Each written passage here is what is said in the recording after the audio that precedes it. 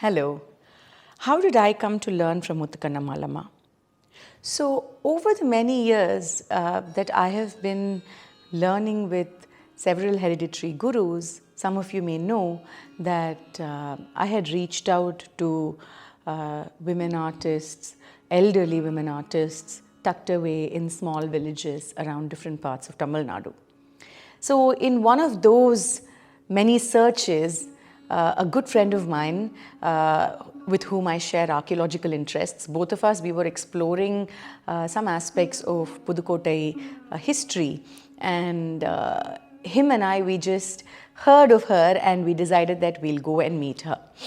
This was about maybe 13 years ago. And we got down at Viralimalai and we went looking for her home.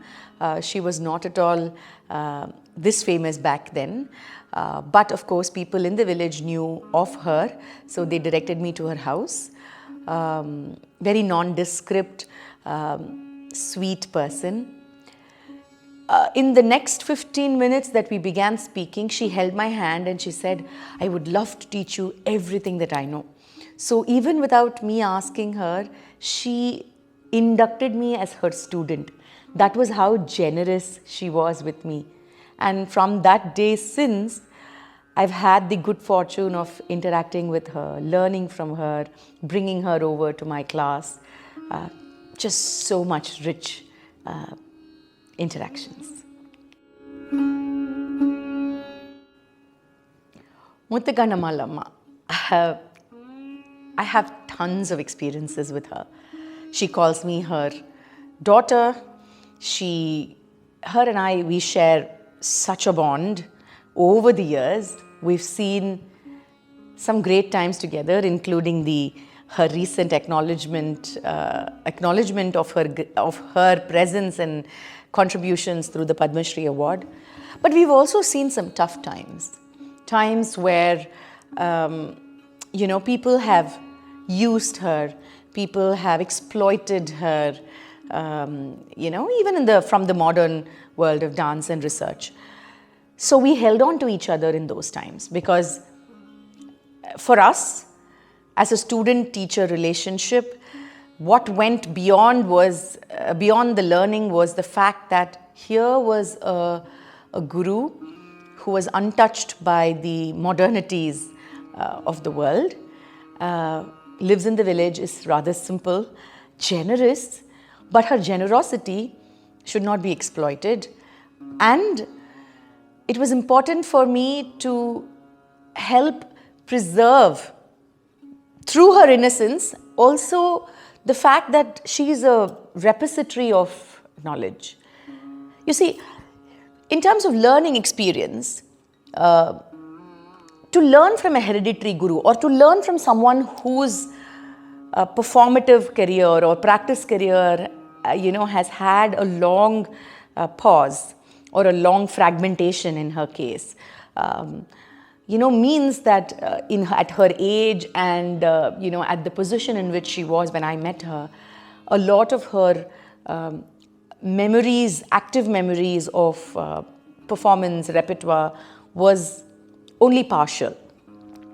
So it needed someone who knew music, who was able to journey with her, who was able to understand the ethos from which she speaks, to not be hungry to learn items. That's never the way in which learning from the hereditary gurus work. So you may end up learning just one piece over a period of months, perhaps even a year, right? So this slow journey is really an experience of life together. So as a student teacher, I'd say as a mother-daughter, she's lived with me, she's come home, she's stayed for months. I go to Viralimalai almost every month, even now. So the relationship is very special, very unlike anything that anybody else can claim. So my learning from a very young age, even at the age of 3, began with Kalemamani Guru K.J. Sarasamma, who also comes from the hereditary family.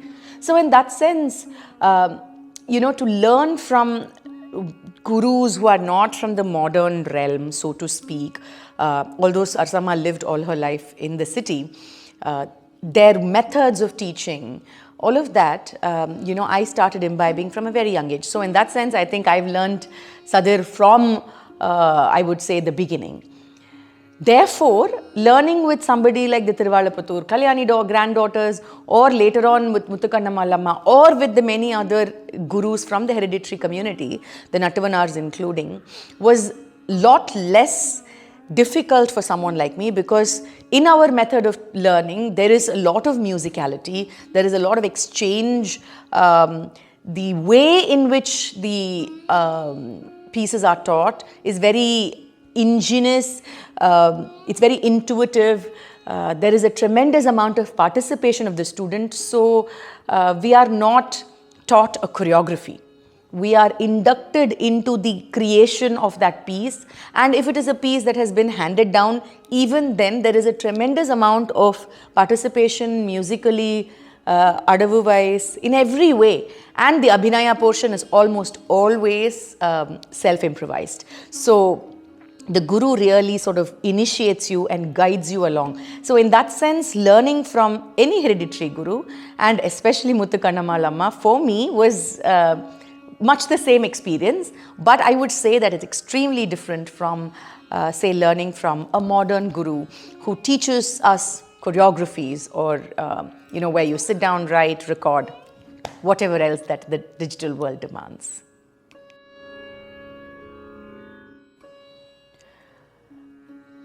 There are so many special things about her. A lot of things that we feel still deserves to be re-narrated through her own voice, because much has been spoken about her and for her. It's time that she speaks, and so to that extent, I'm very happy that we were able to amplify her presence and her work over these years, despite some odds, both at the state and the central level. And it's a huge recognition, not just for Muthukannammal Amma, but not just for Viralimalai, but for Sadir itself. I mean, she is one artist who insists on calling the art form Sadir, and it was she who many years ago told me, why am I calling it Bharatanatyam still? You should call it Sadir, because that's what I've taught you, that's what you've learned all your life, and therefore you must call it Sadir. So it was a huge revelation in some sense, and also a prod from her. So she is very special because she is strong, she's determined, she speaks her mind, she has a voice of her own, and she's got a tremendous amount of conviction. And she's a phenomenal artist and a person.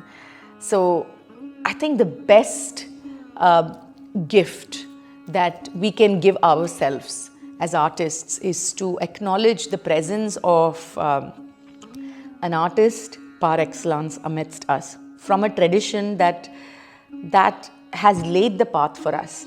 So it's not just enough if we celebrate her, but I think it's critical that we understand the ways in which she continues to remain an artist, the ethos with which she wants to engage with her art and her identity.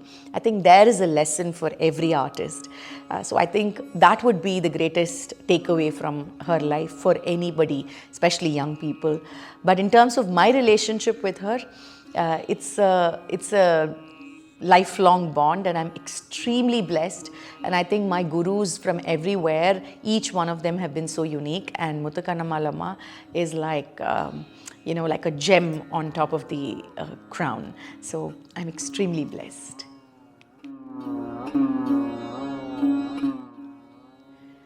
So there are many Kuravanjis that most of us would know. I mean, there is Kutrala Kuravanji, and then there is Kumbeshwarar Kuravanji, and then there's Sarabendra Bhupala Kuravanji, many others. So in that sense, the Viralimalai Kuravanji is site-specific because it belongs to the Viralimalai Murugan temple, and it was performed by the Devadasis of the Viralimalai tradition.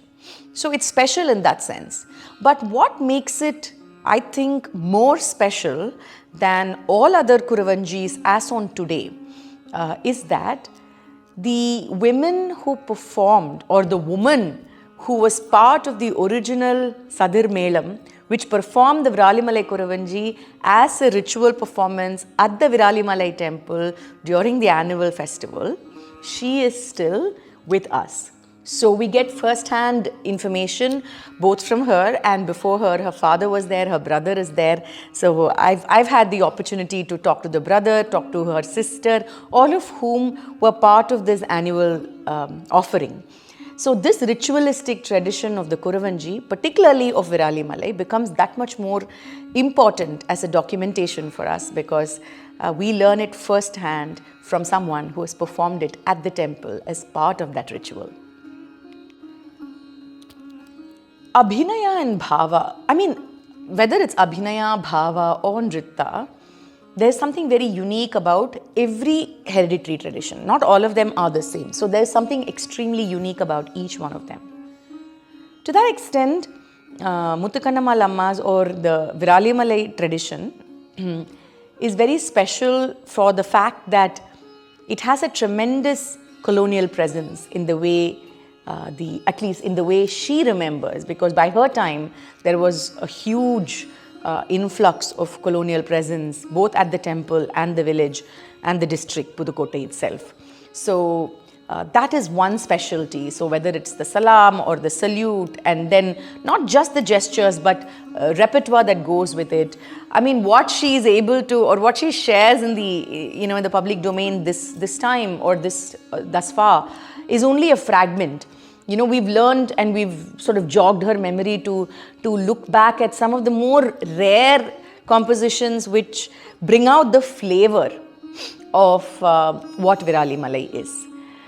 In terms of abhinaya, again, as I said, it's very improvisational, and she enjoys every time I do abhinaya. The idea of the sanchari as we do today, or the idea of the narrative, the storytelling, all that is so vastly different from how we would think. And of course, music is at the center of all of this. So unless one is a good musician, I mean, she may teach, but I think what lasts at long last is the music and the musicality.